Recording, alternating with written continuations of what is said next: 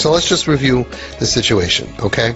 So this kid brings home friends, make a lot of noise, they're not neat, they don't respect anybody else. Kids like this can walk around without their clothing on, I don't know if you noticed, without their shirts on, really, right? They just like, and it's like, where were you raised? It's like you want to pull your hair out because you kept your shirt on when you were 7, 8, 9, 10, 11, 12, 13, 14, whatever, and all of a sudden now you're like, where were you raised? Didn't you always see me with the shirt on?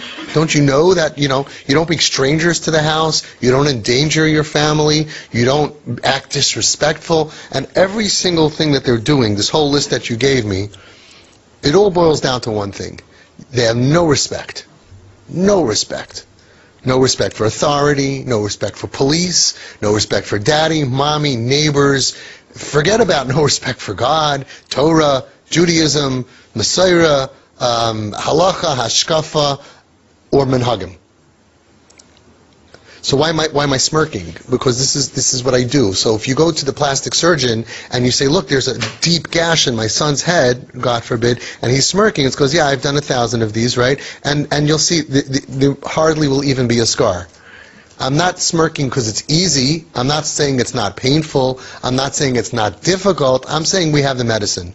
Bezrat Hashem, we have the medicine, and it's already like easy. Now, it is dangerous. But thank God, so far, we actually never had a story of danger. It means that we never had, God forbid, anything bad. We have to protect the other children in the house. There are some safeguarding that we have to do, and it is every second. Al chayenu hamasurim biyadecha. It's dangerous. Yeah, but we never had a danger. We don't have one story of, God forbid, that parents came in here and they said that these other kids actually did all the things that we're worried about. We've had situations that were scary. Strangers coming into your house, you can't leave your girls upstairs in the bedroom. So we have to definitely defend them. But we have to realize that we also don't want to lose the patient. Of course we want what's best for the other kids, no question. No question. But we also don't want to lose this patient. So most people, when they hear this, what you just told me, 99% of the world will tell you, beautiful logic. Let me tell you how it goes, because some people think I don't know what it is. Some people think I don't know how to be normal. Let me tell you how to be normal. This is normal. This child needs boundaries. He's craving boundaries. Don't you understand? Everything he's doing is because he's craving for you to be a father and a mother. What are you, a shmata? What kind of people are you? How do you even raise a family like this? You tell your child that we expect, ding, ding, ding, ding, ding, ding, expectations. We expect you to behave in a normal way. Obviously, in the last 20 years, you have not been listening, so you have no idea what normal is. Maybe we didn't train you well, or maybe you have amnesia, so we will remind you. We've actually written up a list. You will this, and this, and this, and this, and this, and this, and this, and this, and this, and this. You know what this earns you? Free rent, food, loving parents, family. This is going to be a home. You are going to have a home. But if you can't do this, that is expected from every human being in the entire world since Adam and Chava. Actually, they also went around without a shirt for a while, but that's a different story, okay?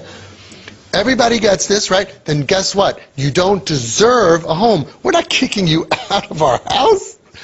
You know how many parents told me, my kid's not living at home, he's homeless and going couch to couch, doing drugs, selling their body to survive, and all kinds of other stuff that these boys and girls have to do. But I didn't kick him out of the house. I just said a house is not something that you get for free. A house is not something you automatically get. We are willing to have you part of our family if you don't act like Godzilla. That's all. Is that too much to ask for? Kid gets up, 5 o'clock in the afternoon, comes downstairs in their underwear, opening closets and banging stuff. There's no food here. Well, excuse me. What is this, room service? We actually had a lot of food here. We fed 12 other kids. You know when we fed them? During breakfast time, which you slept through. We also had another course called lunch, which you slept through too. Unfortunately, we don't have a course now at whenever you decide to get up o'clock. Okay? We don't have that course, and you will wait for the next course. We happen to have some nice fruit in the fridge. Make yourself at home. And boom, attitude and attitude and attitude and attitude and cursing and anger, right? And then the kid who feels like, yes, I know your kids.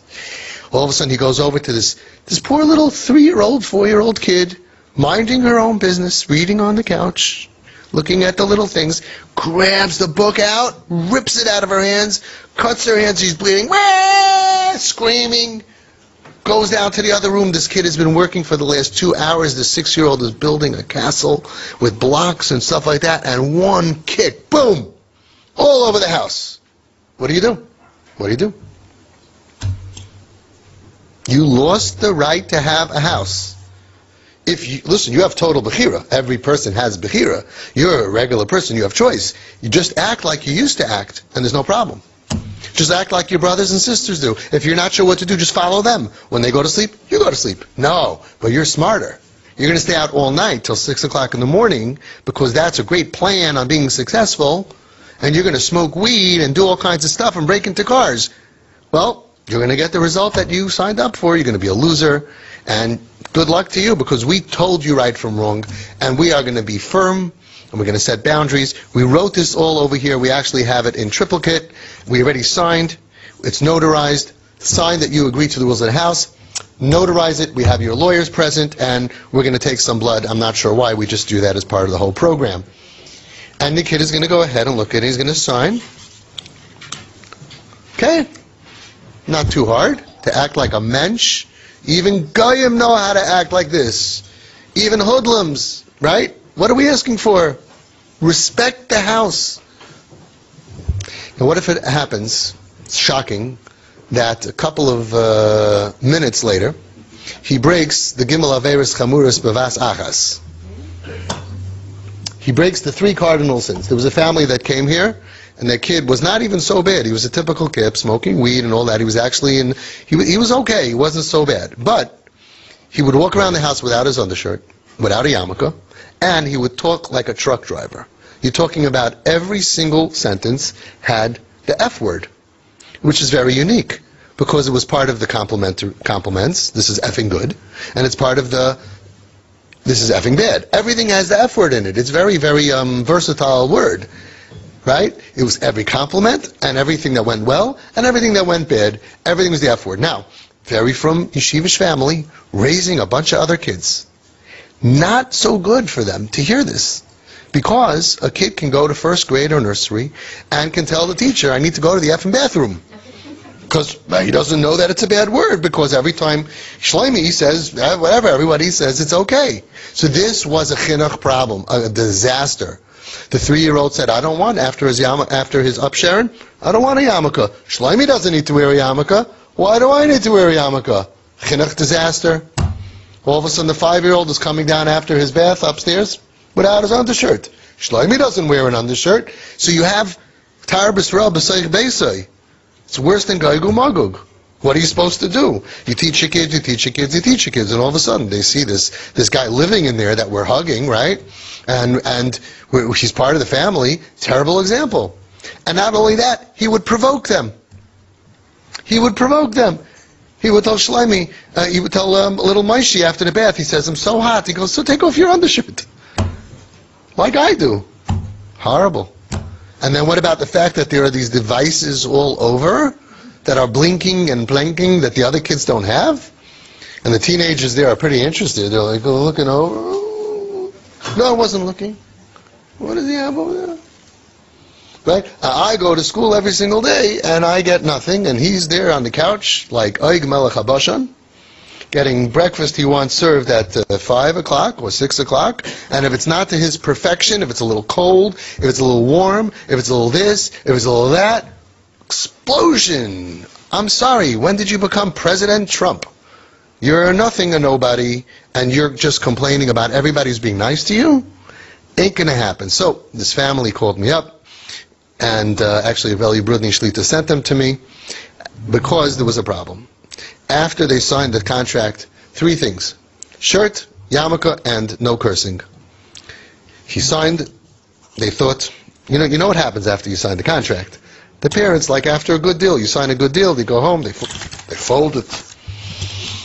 They relax. It's done. We had a problem. It's solved. Why? He signed a contract.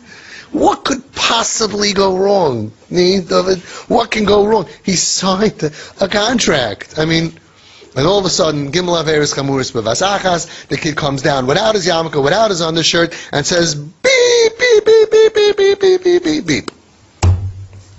So now what? They told him, I'm sorry, you lost your right to live in a house. For the sake, of all the other children, and for our sanity, we go to sleep at night, and you can't blast music at night, and you can't walk around and behave this way, and you can't bring your friends into the house and smoke weed, and get the whole house smelling of weed. And then their friends don't want to come over. Their friends don't want to come over because the house smells like weed. Hello? This is not the way we raised our house. This is not the way we behave. So, you understand that I understand you? Good. But now this kid is homeless. Now he drops out of school, out of where he was, he's homeless. He's going from couch to couch to couch to couch, and the plan is he's going to learn a lesson. But now all of a sudden people are slipping him other pills because the street is a place that sucks you in, and he's spiraling down and down and down, and this is going to end bad. Instead of being a happy, stupid kid doing weed in his house without an undershirt, without a yarmulke, by the way, 10 years later, none of them are like that. Think ahead. None of them are doing that when they're 10 years later. Okay, instead of that, he's homeless. So it's going to end either with stealing, because he has to steal. It's going to end with drugs, selling drugs to survive, selling his body to get drugs, and getting on worse drugs because he needs to numb his pain, which is now much more. First he lost his functioning and his life, and now he lost his home and his parents, and he still didn't learn the lesson that they were expecting him to learn. I have no issue with tough love, I have no issue with signing contracts. My issue is, what if it doesn't work? Then we'll look back and we'll realize that maybe it's the wrong medicine and shouldn't be given. But let's say it's the right medicine, or we think it is, and we do it. So now what? Now what? Do we lose the kid? Do we let them, what they say, hit rock bottom, which today the bottom has another bottom, and after they hit rock bottom there's another bottom, and there's another bottom, and it ends in the grave? How many suicides and overdoses? It's a terrifying world. Does it really work, this concept that we will make you hit rock bottom and not support your craziness because you're choosing to behave this way? You're taking advantage. You're a manipulator. Anybody here, just raise your hand if before you came to me you were told that your child is taking advantage and is a manipulator. Just raise your hand. Okay? So you all spent at least $10,000 in therapy because that's what they tell you. I love therapists, but not about these kids, because they're just misunderstanding the whole sugya. All of them are manipulators. They all have regular bechira. God doesn't give you a challenge that you can't overcome. So this kid can. And you are empowering and enabling him to not be all he is if you're going to coddle him and cushion him. I just want you to know that I know what they're saying. Okay? And now you did it, and you did it, and it didn't work. And now you have a problem. So this happened to Harav HaGadol, one of the tzaddikim of our dar, Harav Uri Zohar Shlita. Rav Uri Zohar, who became a Baal Tshuva at 40 years old, one of the most famous TV personalities in Israel, turned his back on the entire Goyisha, they're Jews, but Goyisha environment of the television and all the fun Averis that they were doing, turned his back, and 40 became from. Goes ahead, and he spoke about this when he was here, and he spoke about it many other times. He went ahead and he raised children. And all of a sudden, his kid goes off the derech. He made movies with this kid, when the kid was off the derech, about, if you speak Ivrit, my Ivrit wasn't good enough to catch on, but he made videos, you can Google it, debating all of the stuff, derech and all the stuff, for years with this kid. And this kid is sleeping all day, up all night, going to all the clubs and all the bars and doing everything wrong, mechalel everything, and the worst. And they're begging him and they're pleading him, and you know how embarrassing it is. You're being mekar of so many people, and the people look at you, and you have tainus on Hashem. For this I became from. I'm not saying he did, I'm just saying human emotion.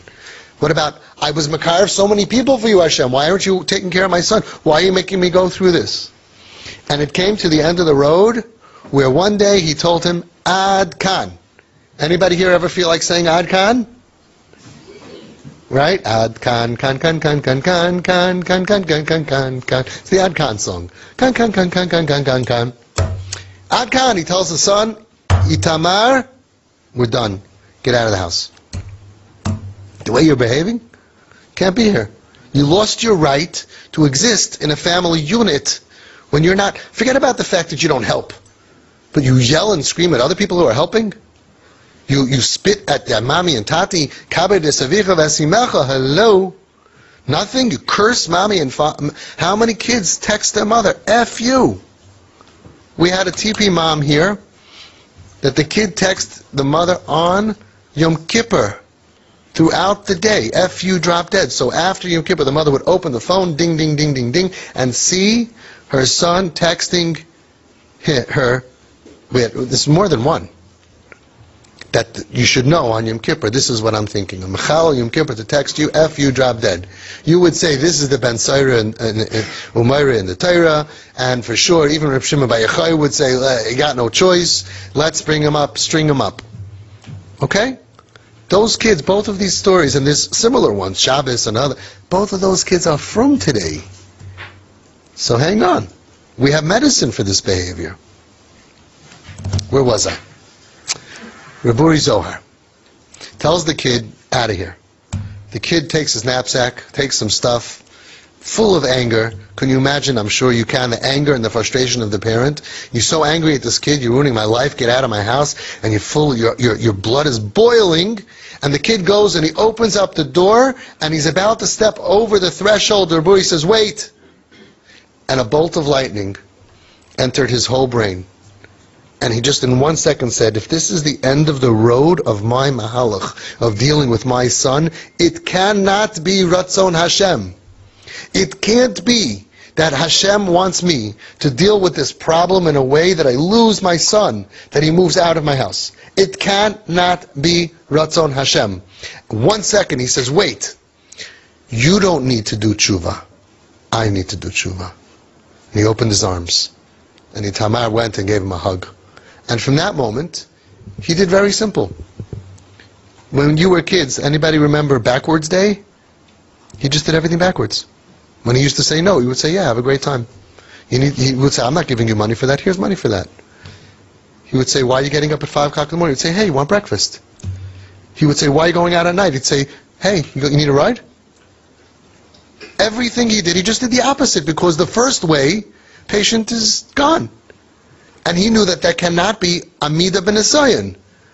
Amida ben Esayin, to lose your child, that he should go out in the street, cannot be this is what Hashem wants. And especially, many times we're pushing them away in the name of Hashem, in the name of Torah, in the name of this, the name of that. It doesn't matter why. Even in the name of Menschlichkeit. You cannot have a derech that ends with the result that your kid is out of your house. That's what hit him in the head. You don't need to do tshuva. I need to do tshuva. Today, that boy is completely shomer Torah mitzvos. That boy goes around Israel with his father, speaking to parents and begging them, don't make the mistakes that my father made. It sounds great. In my house, you can't walk around, you can't do this, there's other people, I'm not going to do this. Sounds perfect. The result is not perfect. And I met him. He's an unbelievable guy. You can see a picture of him today. From giving his father nachas, and Reb Uri said, I wish that I can daven the way that Itamar davens today. It took him till 27 years old. Years and years and years they waited. It's not a quick fix, but it's winning the important part. Losing the battle and winning the war. Now, all of your questions are one thing. First of all, if a child has medicine, you complain to the doctor. You call back a week later, the child's throwing up, he has a high fever. The doctor says, okay, did you start the medicine? No. Okay. 2 weeks later you call back, the kid's behaving terrible. He can't hardly get out of bed, he has a high fever. It's throwing up all over the place. Okay, did you give medicine? No. So your complaints are not valid because you didn't start my medicine yet. Bezrat Hashem, once you're going to start the medicine of TP, and you're going to start dropping bombs every week, this is going to start to change. You're going to start to change, and you're not going to be in the amount of pain that you're in, because if you look around at all the people here a year later, a lot of them are in very messed up situations, but they're not pale. They're not in that feeling of like, they're in this, oh, thank you. I asked her to remind everyone to please put your phones on mute. So, thanks. So, the first thing is, start the treatment. This is a treatment process. To go back to what you were doing until now and say, you can't come into my house and I can't get, that's what you did without me. It's so much easier. You don't need to read a book on that and listen to all the videos. You don't need to come to group every week. It's natural. Just say and do whatever you feel is right at that moment. The problem is, where does it lead? Right? So this family that I wanted you to meet after group, they had this kid who burned their shed down, but he's today the mamish. They love this kid to the moon. The yummiest, sweetest, nicest kid. He wouldn't do anything. So they went through, I don't remember, it was 2 years, 3 years. Nobody's going through this longer than that. Even if the kid's not better, that you will not feel the anxiety and the pain that you feel today. Why? Because right now, nobody told you all these years that really what really makes a difference in the future of these kids is your relationship. The therapy world missed the boat. They're willing for you to sacrifice your relationship because the kid needs rules, boundaries, consequences. But at the end of the day, now they're realizing, all the chachamim, they're writing letters, and all of a sudden all the psychiatrists are going to come up with saying, and they're already doing it. The most important thing is relationship. Good morning, America. So how come every step of the way was your advice something that made the relationship weak? Anything you want to do, even if I don't agree with it, but that doesn't sacrifice your relationship, okay. But to sacrifice the only thing that really matters, the only thing, in my opinion, in my experience, the only thing that matters, whether in 10 years and in 20 years from now, you're going to have a kid, alive, Bezrat Hashem, healthy, Bezrat Hashem, functioning, Bezrat Hashem, and also religious, that whole path, the only thing that matters is your relationship. You could be the dumbest guy. You could be, I think that's why I'm so good at this, because I'm dumb. I'm not so smart. I'm dumb. When I see the kid, I know my job, my tafkid is just one thing. Make you think I like you. I actually do like them. You'll come to like him. Right now you're looking at him like he is destroying my world. So you don't like him. You're going to end up liking him. You're going to see, once you're not in a war anymore, he's going to start to share. He's going to start to show you his boo-boo. He's going to start to open up to you. Right now it's like with a relationship of 10 out of 100, there's nothing there. It's like, ugh, let him move away. I don't wish him bad. I just wish he moves to a different continent and write me a letter once every 10 years. That's all. I'll send you $10 a year too. You know what? I'll send you much more if you leave. But stay in my house and make me miserable, I can't. But once your relationship is 50, 60, 70, all of this changes. That's the medicine. You can go to somebody and say, behave normal. It's not going to work. But we can get them to behave normal. Because if you look at the parents who have done this, after some time, all of a sudden, the kids are starting to wear magically. They're starting to wear clothing. So when you have a challenge, and you have a situation that your kid comes up without any undershirt, I want to fix that situation. I want to. You tell me, what are your options? Tell him, you can't walk out of here without an undershirt. You will make the kid worse. Why? Let's remember. Our kids were brought up by the most wonderful parents in the world. You taught them at 3, at 4, at 5. Put on an undershirt. They knew this. They did it when they were 8, 9, 10, 11. All of a sudden they forgot? Do they have a memory problem that they need to be reminded? No. So when you see the problem, and everybody think about the problem that you have right now, and the challenge that you're going to have tomorrow, it's an opportunity, not a challenge. Some of our best kids today, some of our kids who are married with kids today, when the parents look back, the best way to fix them was when they stole the car on Shabbos and bashed it up. Like I taught you in the training. And the parents, instead of doing all the normal things, did something not normal and embraced them and said, I'm so worried about you. All I care is about you. Are you safe? Are you okay? Don't worry about the car. Yeah, but don't worry about the car. In order to fix the relationship, some of our best kids today are talking about married, Shemitah mitzvahs from the biggest nachas. And the parents will tell you that was a breakthrough. The time that he stole $1,000. There's a family that came to me that the kid wiped them out. And the kid went ahead and stole over $50,000 from the house. Unbelievable. What would you say? Ad kan. What would every normal person say? Ad kan. It's enough. What are you supposed to do? You can't keep money around, can't keep jewelry around, can't keep silver around. Kid wiped out the family. No insurance. So what do you do? Well, I'm not going to tell you everything, but I will tell you that they sat down here in this room on those two. I gave them the comfortable recliners, not these chairs, because you know what I'm saying? Whew. And I did CPR almost literally for a long time. And they walked out of here and they decided they're not going to lose their child over $50,000 and they're not going to lose their child over $100,000, which every one of you who sent your kid to Utah and boot camps paid $120,000 to try to make them better. Nobody said no. Anybody who has a child that needs a cochlear implant, nobody says no over money. But over here, it's like he stole it from you. We're not losing the kid over $50,000, even if he stole it from you. I was at the wedding in a mainstream chasana hall, and I got there and I walked in right before the chuppah when the doors were closed, when the chassan is there with mommy and tati on the sides holding the candles, and I walked in right there, and I just took a picture and I just watched.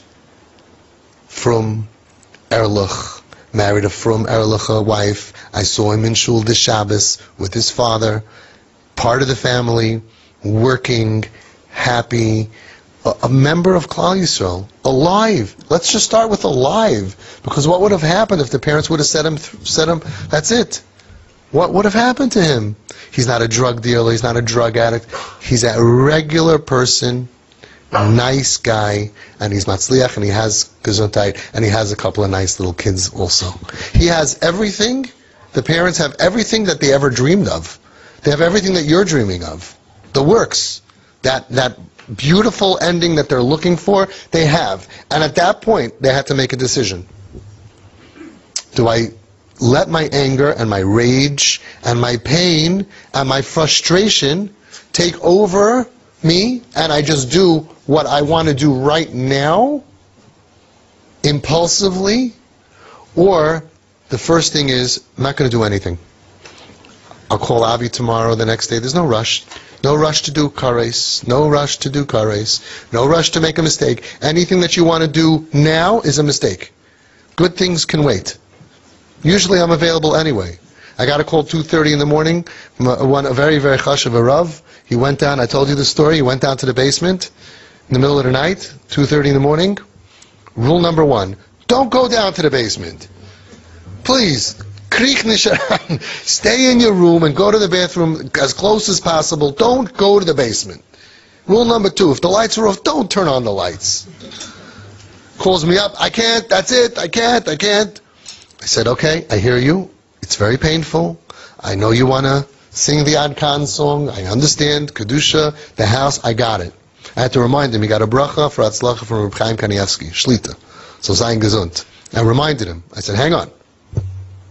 Reb Chaim gave you a bracha, not Pashat. He said, but you can go to sleep. I can't go to sleep. I said, go to sleep. Go to Shachris tomorrow. Go give your shir. Call me after lunch.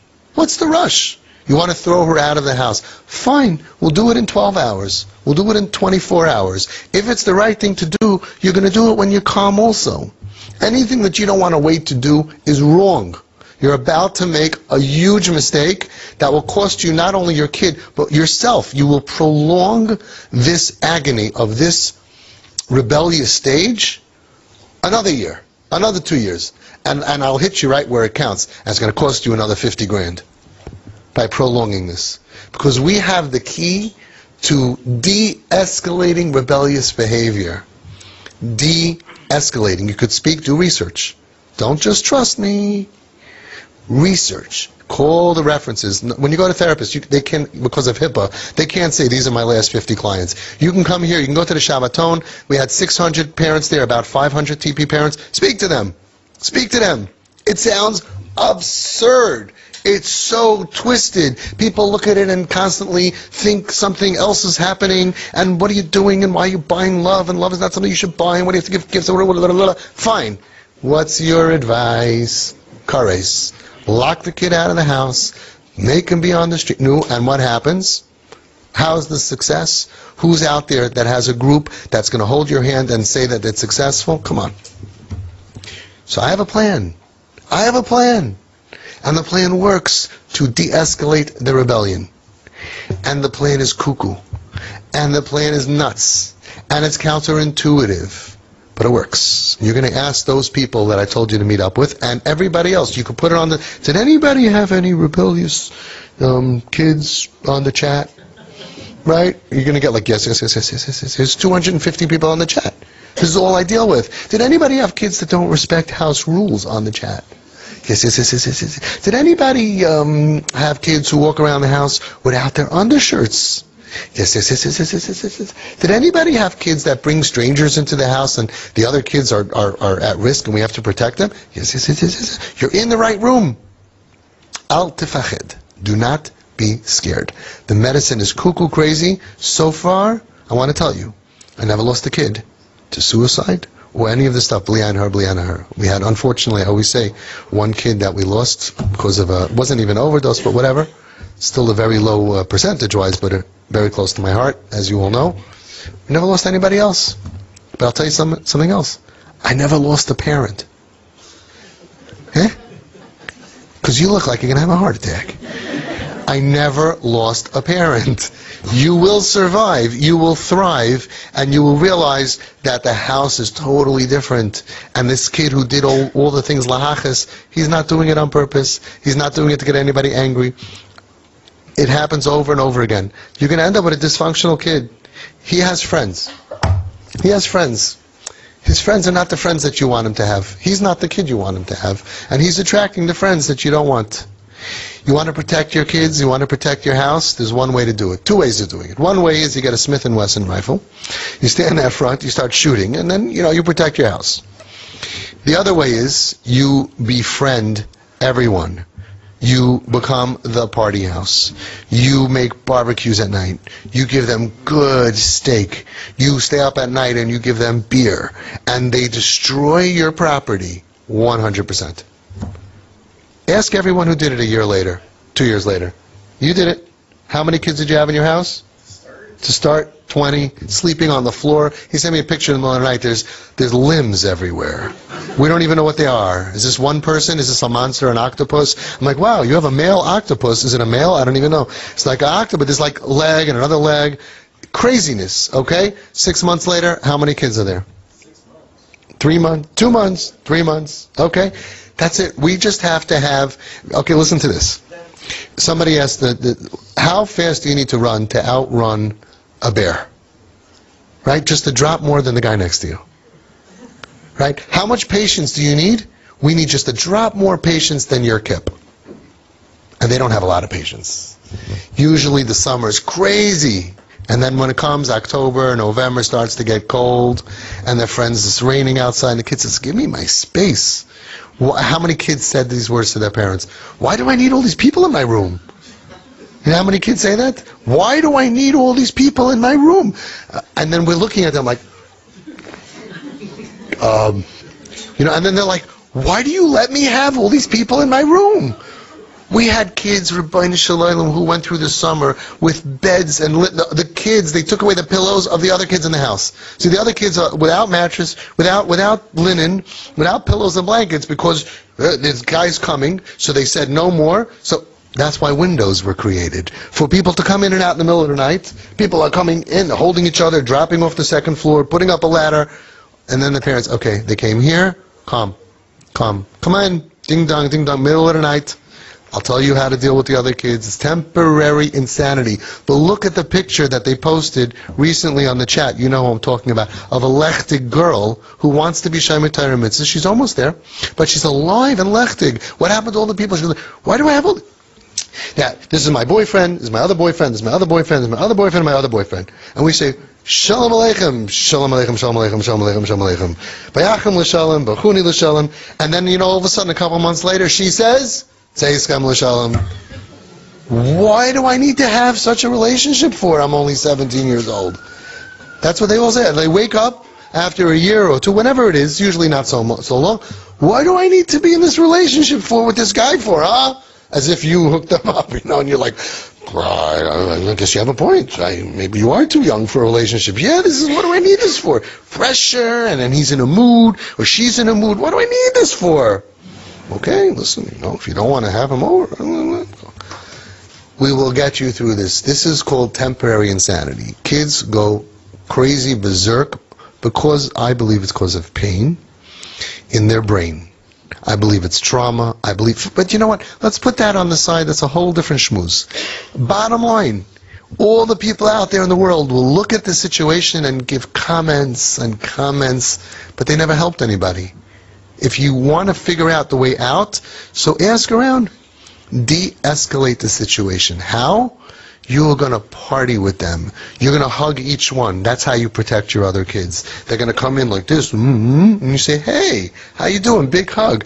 Any friend of Maishi is a friend of mine. Any friend of Khani is a friend of mine. When the girls, especially the girls that have boyfriends, they're in danger. You don't know who these guys are and where they're going to go. But when the guy rings the bell or sneaks in, and your arm, and that's why you have to be close, and your arm is around this kid and says, this is the pride and joy of my life. The kid's going to be, got to treat this girl well. You could always slip in something, say, I don't mind going back to jail to save her. Right? I don't mind another 10 years in the penitentiary. She is the love of my life. You know what I would do for her? Oh, Dad. No, I would kill for her. Have a wonderful date. I'll be waiting. They have to know that your child and their friends need to know that this kid is not Hefker. Because if they know, these parents don't care about me, this kid's parents don't care about her, they come back, they don't come back, doesn't matter, then it changes. When you do the one thing that you can do, you'll notice that the more you do this, all the problems go down. And that is one thing, raising your NKN, your nafshik shura b'nafshay. When you raise your relationship to 70, 80, 90, all these problems are going to go down. Now, there's a gray area, until. So get started. Get started. Get him everything that you can think of that is going to blow his little mind and his friend's mind to think that you are the most amazing parents in the world. And watch what happens. That means that every cuckoo friend, unfortunately some friends that they have, it's very difficult. You embrace them and you hug them because this is my child's friend. When you reject their friends, they feel that you're rejecting me because this is my friend. And you think he's so bad? I'm even worse than him. You think if he's bad means that I'm bad? You can't reject their friends. It doesn't work. So you're forced, in order to save your child, to become, now this is scary, nice. You're forced to just be a nice person and go bend over backwards to just be there for all of these other kippalach, all these neshamas that are floating around town, that are lost and confused. And you'll see, like with the kids that you took in, and so many of you that have homes that have nurtured these kids for a year or two. They weren't even their own kids, but they're their kids' friends, and they ended up like you did. You're going to have tremendous nachas from all of them. You're going to get invited to their weddings. You're going to see them have children because they will make it with our support. And they're going to look back at you and they're going to apologize. I'm so sorry, Mrs. Goldstein Blatfeldman. I can't believe I walked around your house like that at 3 o'clock in the morning without my shirt on. I can't believe I used to steal money from you. I can't believe. I worked with these kids when they were on the bottom of the world. Kids who were ganovim. Kids who stole from companies, from people. The first kid that I worked with, even before Home Sweet Home, The person that took him in before me, he stole $8,000 from the guy. These were ingrates. These were broken people. Look at them now. Look at these kids, the pride and joy to Klal Yisrael, the heroes that they are. So, the answer to your question, which I hope I answered, is, how do you tell him your concerns? You don't. You heal him. Kids who have an amazing relationship with their parents don't allow their friends to smoke in the house and to stink up their place. Kids who have an amazing relationship automatically start realizing, it's like their brain opens up. They calm down, it takes some time, but it works, and they say, hey, this music is too loud. I'm keeping up the whole family. Everybody's up because of me. I can't do that. And then, when you have a relationship of 80, 90, come back to me, because it's going to take some time. I will tell you that you can actually text him and say, hey bro, music's super loud, and he'll be like, no problem. You may have to do that every 10 minutes, because somehow magically it gets higher, but they will try their best. You will get the best out of your kid instead of getting the worst out of your kid. It all depends on your relationship. It's not a mistake that the relationships are low. It's not a mistake that when we increase that and then we spend time with them having fun, that the behavior changes. So, start bombing. Okay? It's not about gifts. It's not about, he has this already, he doesn't have it from you. Become his supplier, to supply him with the things that he and she need in their life. Make them the coolest kids in the street. With that Bose, nice, every year there's something new. The Bose, $200. The sunglasses, amazing. Why? Because the regular kids on the street don't have it. So the kid puts it on. It's great sound, by the way. I bought it for someone, for my Kip friend. It's unbelievable. Bluetooth speakers. It's not just $200 sunglasses. It has amazing Bose sound speakers inside, and the guy next to you doesn't even hear it. It's loud music and phone, Bluetooth, and the guy next to you, I feel like, when did I become a commercial? Bose. Available at all fine stores. Right? Mention TP and get a 10% discount. I should be getting commission. You know how many, in the olden days, remember, in the iPads, you know how many iPads I sold for Apple? Nothing. Okay, Bose. Stock is going up. That's why I'm going to buy stock first, then tell everybody to buy it. You make your kid cool to walk around with a necklace, and then their friends say, whoa, cool headphones, cool earpiece, cool this, cool that. Who got it for you? My daddy. Really? You will want to throw your kids out of the house. Do you know that you can get thrown out of the street back into your house? The kids on the street will throw them into the house. They'll throw them out of the street. Your daddy? Yeah. And we're going to Cancun next week. We're going on vacation together. And these are pictures. And here's my mug. And here's my cup. And we can do so much for them to give them a fun, happy life that's coming from us, instead of them outside wandering around looking for fun that they never find. It's a very sad place out there in the world. And that's why when I had Home Sweet Home, I used to take these kids, I told them, I know, you don't have to admit it. I used to tell them, I know you're not really having fun. I know that. You get a picture on the beach with a bunch of girls, and it looks like, oh, the whole night was great. The picture just happened to happen, and it was the whole summer, and they don't even know each other, and nothing happened before, nothing happened after. I know you're not really having fun. I'm going to give you real fun. And every night, that's what we did. We had guys come, amazing volunteers, young guys, my age, I used to be young, and take them out for fun. And that was the program. That was the therapy. There was no therapy. There was no therapist. There was no doctor. They had to go clean the day they moved in. And they went clean, almost every single one of them. None of them went back to the street. What was the program? When did you talk? Family group therapy. Nothing. Gurnish. Nada. Look at the pictures. Amazing. These guys should come. They'll talk to you. They'll tell you the program. Fun. Every minute that you could spend having fun with this kid and their friends, they're in a much better place than when you're not with them and they're with the other friends. I used to say, when they're with us, they're still cursing and acting out bad and all that. That's the best they are. After with their friends, it just goes down. But when they're with this is the best they'll ever be, is when they're with us. And all of a sudden, by just toiveling their life in the mikvah of fun with normal people, they just wanted to be like us, and they changed. Mamish, that was the whole medicine. So this is what your job is. First of all, get your NKN. It's like when you go to call a doctor, what's the blood pressure? What do you mean? But he's bleeding here. I need to know the blood pressure, because that really determines the health of the overall patient. We'll deal with all the other stuff. We could do surgeries and operations and stitches and all kinds of stuff, but we need blood pressure. NKN is our blood pressure. When your NKN is 50, 60, 70, automatically your questions are going to change.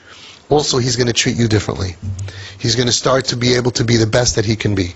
Some of them are very dysfunctional. They change over time, but he'll be the best that he can be.